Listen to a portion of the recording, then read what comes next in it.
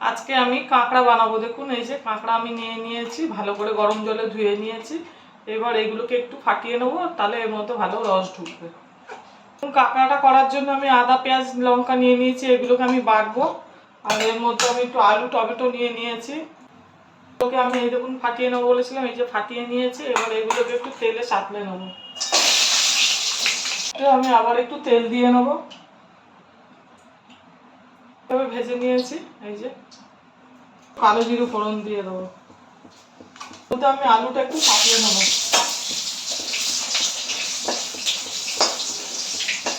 বাটাটা দিয়ে দেবো, দিয়ে দেবো, আমি হলুদ দিয়ে দেবো, জিরে গুঁড়ো দিয়ে দেবো। আমি একটু গরম মশলার গুঁড়ো নিয়েছি, এটা আমি এর মধ্যে দিয়ে দেবো। এবার এর মধ্যে একটু মশলা ধোয়া জল আছে, এই জলটার মধ্যে দিয়ে দেবো। মশলাটা থেকে তেল ছেড়ে দিয়েছি, এবার আমি কাঁকড়াগুলো দিয়ে দেবো। কাঁকড়ার মধ্যে আলুও রেখেছি, যখন ভেজে আলু সবই দিয়ে দেবো।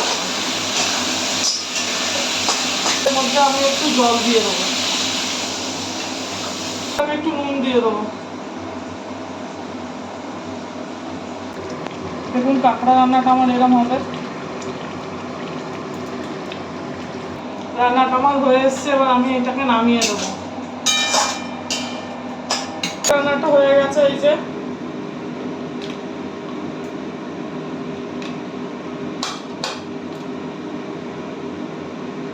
বাড়িতে বানিয়ে এইভাবে করে খাবেন, ভালো লাগবে।